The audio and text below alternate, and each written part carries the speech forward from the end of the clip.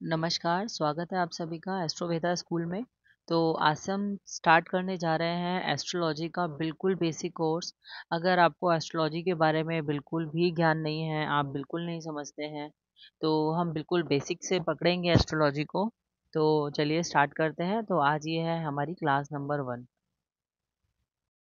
तो आप क्योंकि बिल्कुल नए हैं एस्ट्रोलॉजी के लिए, तो मैं यही मानकर चल रही हूँ। तभी हम कुंडली के 12 भावों से जो 1 से 12 नंबर मैंने लिखे हैं, मैं सबसे पहले उसी को ही मैं आप लोगों को एक्सप्लेन करूँगी कि पहला घर हमारे लिए किन-किन चीज़ों के लिए बोला गया है, दूसरे घर से हम क्या देखेंगे, तीसरे घर से क्या देखेंगे। तो ऐसे करके हम 12 भावों के बारे में बात करेंगे। किस घर को किस नाम से बोला जाता है या किस घर से क्या देखा जाता है। फिर ऐसे ही जैसे-जैसे हम कोर्स में आगे बढ़ेंगे, तो हम बात करेंगे। आपने सुना होगा कोई ग्रह शुभ ग्रह क्यों हो जाता है, क्रूर ग्रह क्यों है, कौन से ग्रह की कौन-सी दृष्टि होती है, परस्पर दृष्टि के बारे में आपने सुना होगा, आपने डिग्री के बारे में सुना होगा। तो हम धीरे-धीरे अपने कोर्स में ये सभी चीज़ों के बारे में हम बात करेंगे। तो जैसे कि अब आप देखिए जहाँ नंबर 1 लिखा है, वो नंबर 1 है कुंडली का पहला घर। तो ये जो घर है, ये घर आपके लिए भी वही एक पहला घर ही बोला जाएगा। मेरी कुंडली में भी जो ये जहाँ नंबर 1 लिखा है, तो ये पहला ही घर होगा या किसी और की कुंडली की भी हम बात करेंगे। तो ये नंबर 1 जहाँ लिखा है, तो ये पहला घर ही बोला जाएगा। इसे बोलते हैं हम लगन। लगन होता है जो पहला घर को बोला जाता है लगन। यहीं से ही किसी भी जातक की पूरी कुंडली डिपेंड करती है कि किस लगन की कुंडली है। ठीक है। अब लगन की बात हो गई। अब तो लगन से हम देखते क्या हैं? तो लगन से हम देखेंगे कि लगन है क्या। पहले तो हमें ये समझना होगा कि लगन जातक स्वयं है, हमारा मस्तिष्क है, हम खुद क्या है। तो हमारा जो जीवन में अगर जो भी कठिनाइयाँ आएँगी या जो भी कुछ भी अच्छी चीज़ें भी होंगी, बुरी चीज़ें भी होंगी, तो हम उनको सँभालने के लिए उनको क्या वो हम पर हावी हो जाएँगी या हम उन चीज़ों का निपटारा कर देंगे टाइम से। ये हमारा लगन बताएगा कि लगन हमारा कितना स्ट्रॉन्ग है। लगन आपको बताएगा कि आपकी बॉडी किस तरीके की होगी, क्या आप हष्ट-पुष्ट होंगे या आप सौम्य व्यवहार के होंगे। आपका स्वभाव कैसा होगा, आपका मतलब जीवन का सब कुछ लगन से जुड़ा है, पहले तो आप ये समझ लीजिए। तो अब हम आते हैं दूसरे भाव पे जिसको हम बोलते हैं हमारा धनु भाव, धन भाव। तो इस घर से हम क्या देखेंगे कि हमारे हमारा पूरा परिवार देखा जाएगा, हमारे पास कितना संचित धन, कि हम जैसे 11th हाउस से हम देखेंगे कि हमारे पास धन कितना होगा, 10th हाउस से देखेंगे हम कितना कैसे धन कमाएंगे। लेकिन ये सारा धन हमारा कितना होगा, हम क्या अर्जित कर पाएंगे, संचित कर पाएंगे धन को, ये हम सेकंड हाउस से देखेंगे। सेकंड हाउस से हमारी वाणी देखी जाती है, हमारे नेत्र देखे जाते हैं, जीवा का स्वाद कि आपको किस तरीके का खाना पसंद होगा, ये भी आपका सेकंड हाउस ही बताएगा, जो है हमारा धनु भाव। ठीक है। अब जहाँ पर 3 नंबर लिखा है, तो 3 नंबर ये भले ही राशि लिखी है, लेकिन अभी हम राशि की बात नहीं कर रहे हैं। मैं मानकर चल रही हूँ कि सिर्फ आज हम घर के बारे में ही बात करेंगे। ठीक है।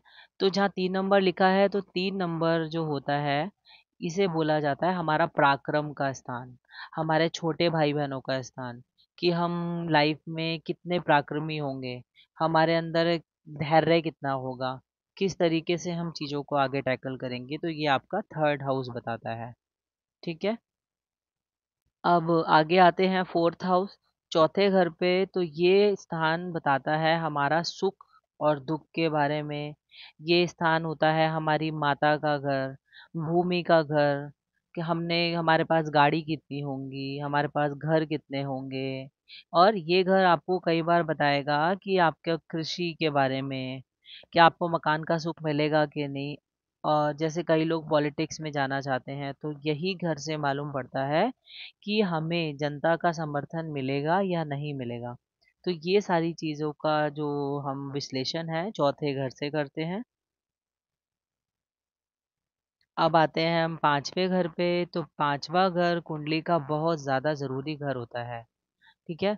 तो पांचवा घर है हमारे पूर्व जन्म, कि हमारा पुराना जन्म कैसा था, क्या हम पुराने जन्मों से, क्या हमारे कोई संचित कर्म हैं जो हम लेकर आए हैं।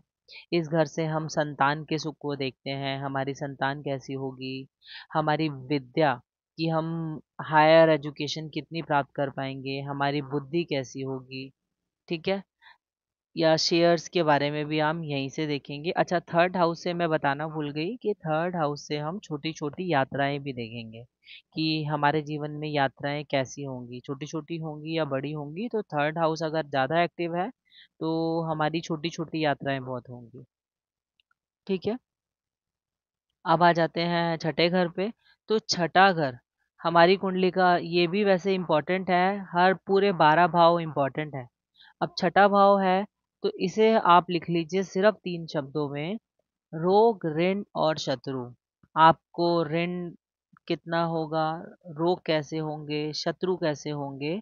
अब जब यहाँ जो जो ग्रह बैठेंगे तो वो बताएंगे कि आप रोग से, ऋण से और अपने शत्रुओं से निपट पाएंगे, या शत्रु आप पर हावी होंगे या आप अपने शत्रुओं पर हावी होंगे। और हम छठे घर से अपने मामा को, अपने मौसी, मतलब हमारा पूरा ननिहाल पक्ष को हम देखेंगे। तो ये छठा घर बताता है। अब आते हैं हम सातवें घर पे। तो सातवां जो घर है, ये बोला जाता है हमारे स्पाउस का घर। पति और पत्नी दोनों के लिए देखा जाएगा, पति है तो पत्नी के लिए, पत्नी है तो पति के लिए। तो यहाँ हमें जैसे हम बोलेंगे कि हमारा पार्टनर कैसा होगा। और ये पार्टनर खाली जीवन साथी ही नहीं, आपकी लाइफ में जो भी पार्टनर, चाहे आपका बिजनेस पार्टनर हो या आप कहीं पर ट्रैवल कर रहे हैं, तो वो ट्रैवलिंग के लिए अगर हम उस दिन के लिए एक छोटी दशा के लिए देखें तो वो भी पार्टनर यहीं से ही देखा जाएगा। ठीक है। तो ये सारी चीज़ें, आपका लव अफेयर, अगर आपका सेवन्थ का संबंध आपके पांचवें घर से बन जाए, तो लव अफेयर के बारे में आप किसी के बता सकते हैं कि क्या किसी का लव अफेयर भी है, या शादी होगी कि नहीं होगी। तो ये सारी चीज़ें हम सातवें घर से देखेंगे, सप्तम हाउस से। अब आते हैं हम आठवें घर पे। तो आठवां घर बोला गया है आयु का स्थान, किसी जातक की आयु कितनी होगी, हमारा गुप्त गुप्त जैसे हम बोलेंगे कि हमारा गुप्त धन, शेयर मार्केट, लॉटरी, सट्टा, जहाँ पर हमें अचानक से पैसा मिल जाए। ठीक है। और ये जो दूसरा घर है, ये हमारे पार्टनर का दूसरा घर है। तो ये पार्टनर सातवें से, सातवें का दूसरा है ना, तो ये तो हम आगे पढ़ेंगे। तो ये हमारे स्पाउस की फैमिली, हमारे स्पाउस का धन कितना होगा, ये बताएगा। ठीक है, आठवां घर। अब आते हैं हम नौवें घर पे। तो नौवां घर हमारी कुंडली का कहा जाता है भाग्य का स्थान, कि हमारा भाग्य का स्थान, हमारे पिता के लिए हम नौवां स्थान, नौवां घर देखते हैं। हमारा धर्म कर्म, हम कैसे कर्म करेंगे, ये हमारा नाइन्थ हाउस बताता है। हमारे पुण्य, हमारी तीर्थ यात्राएं, हमारी विदेश की यात्राएं, तो यात्राएं हम नौवें घर से भी देखते हैं, विदेश यात्रा को भी देखेंगे। अब फिर से वही बात की, अगर नौवें घर में गुरु जैसे ग्रह बैठे हैं, तो हम यहाँ पर हमारा जो भी यात्रा होंगी तो वो तीर्थ स्थानों वाली होंगी। और वही यहाँ पर शुक्र बैठ जाए, राहु बैठ जाए, तो ऐसे ग्रह बैठेंगे तो हम कहाँ जाना चाहेंगे, गोवा जाएंगे हम, तीर्थ स्थानों पर नहीं जाना चाहेंगे। ठीक है। तो और जैसे नौवें घर के जस्ट सामने है हमारा तीसरा घर, पराक्रम का घर। तो कुंडली में तभी ये दोनों घर सामने सामने हैं, कि भाग्य हमारा तभी उदित होगा जब हमारी कुंडली बताएगी कि हमारे अंदर पराक्रम कितना है, हम कितने हार्ड वर्किंग है, कैसे हम अपनी लाइफ को आगे लेकर जाएंगे, कैसे हम हमारा भाग्य चमक सकता है। तभी ये दोनों घर सामने सामने गए गए हैं, तीसरा और नौवां घर। ठीक है। अब आते हैं हम, अच्छा हम नौवें घर से पिता को भी देखते हैं। ठीक है। अब आते हैं हम 10वें घर पे।